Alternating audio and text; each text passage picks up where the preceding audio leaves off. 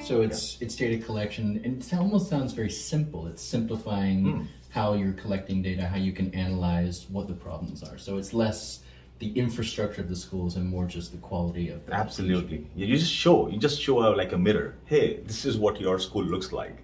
When the school inspectors visit the schools, they'll say, hey, your building is not great, or washrooms are not clean, which are again very important factors to a good sort of school environment.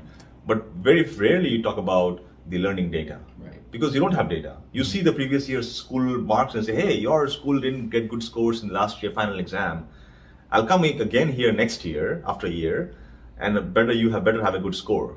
Yes, we will do that. And after a year, a different officer comes, and the same story repeats every year. Right? As in our case, we don't wait for a year. We just wait for another day. You say, yesterday your kids really performed very poorly. Tomorrow, I will have a look at the data again. If you don't do a great job, I rather ask you many questions. So be prepared, and teachers really feel the pressure. So just kind of reducing that 1 year of checking in to a 1 day of checking in, right? Interesting. Okay. So TagHive, still a startup company. Yep. And you got your start through Samsung. So can you tell us a little bit about Samsung's incubation program briefly? Yeah, Samsung has this internal incubator called C-Lab program, where they encourage employees to come up with interesting ideas, and once these ideas get selected to move to the next level, they are given resources in terms of time and money and a small team to really pursue and execute the idea. And once the idea is executed and it has business potential, then the company makes a decision to spin off the idea to a new company or absorb that idea into an existing project of the company. So we were lucky that our idea was selected as an idea that could go out as a new company, and that's what happened. And I'm really glad that while we were at Samsung, we really had all the benefits of Samsung's resources, in terms of office space, in terms of infrastructure like prototyping and advisory support and all of that, and of course capital to build our own development work. And even after we came out, they gave us a seed fund, and they happen to be good advisors to us, and if we need some help, they're always there to support us in whatever way we want. That's excellent. Yeah, that's great. Lucky. You're very, very lucky, because that is not something that most startups have the benefit of. Yeah, startups struggle because of funding, and I think while we have a long way to go, and of course secure more continuous funding, but a good start was definitely helpful. Right. So yours is not the only education startup company, yes. Right? Mm-hmm. There are many startup companies having different ideas, having different works. So is there anything that is particularly unique about your approach to education, and especially for in developing countries?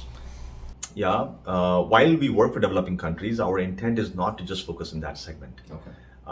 I think the biggest need is in that space, so I chose that space deliberately. Okay. And if you ask me about the difference between what we do and what other companies do, I think it's about the speed. While other companies are moving very fast, we are moving very slowly.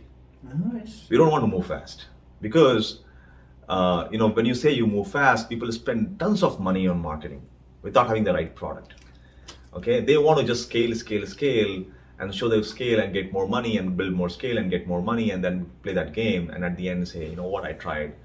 I don't want to do that. I want to take it easy. I want to say I will focus on growing slowly but meaningfully.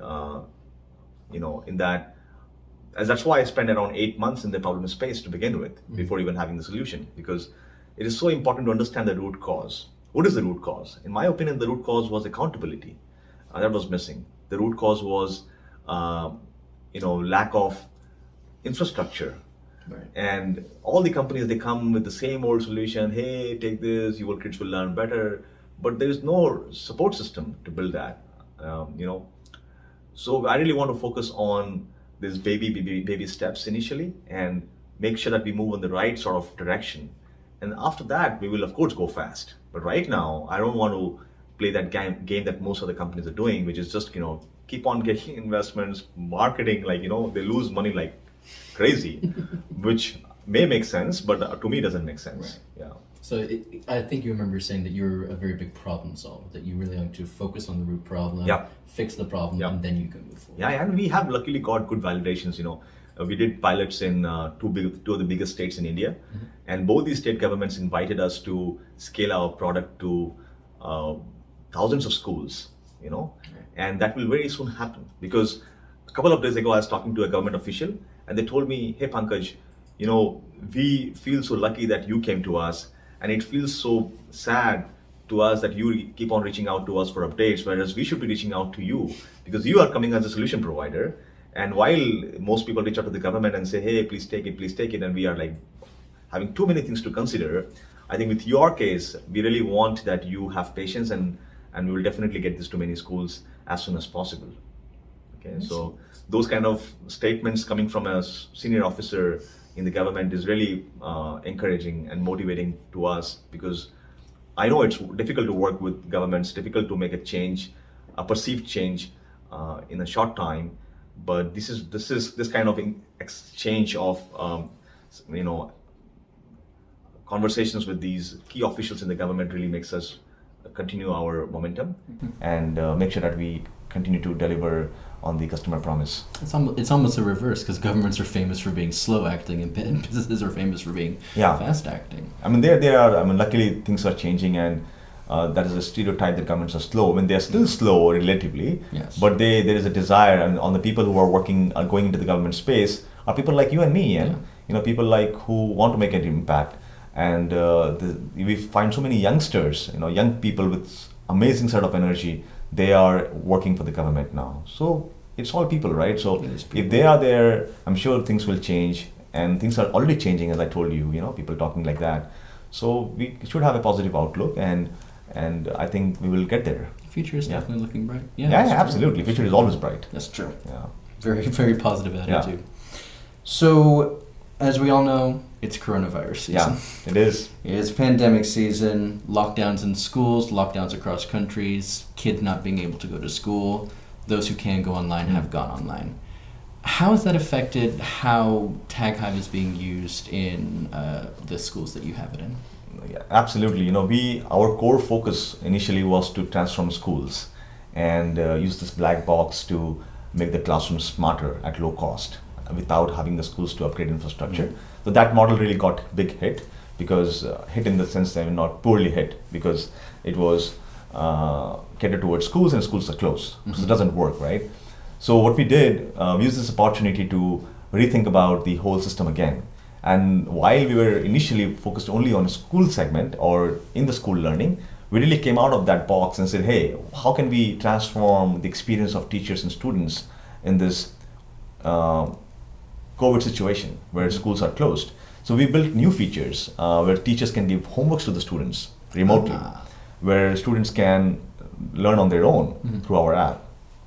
And it is personalized learning, one-to-one learning. While we would have built these components, probably after we had done the school thing, but because the schools were closed, we were forced to think on what else could we do to really fill the gap. And we have done those things. We have built those features, those elements, and they are being used right now. So every day around 10,000 questions are solved on our platform.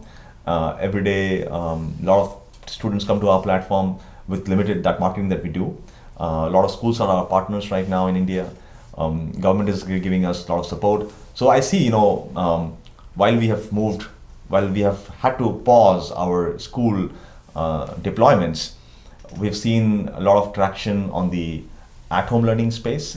And I'm sure this will feed into our core product, which is a school product, when the schools reopen. So really not unhappy about the way it has unfolded. While it was stressful in the beginning, but we have taken that stress, or that, in Korean there's a word called Wigi, which is crisis. So V is Vihom, which is danger, and Ki is Kiwek, which is opportunity. So while this crisis presented us with a lot of challenges, I think it also gave us opportunities, or we converted those challenges into opportunities, and now we are happy that we have a full sort of a spectrum of product for the in-school learning and for the at-home learning.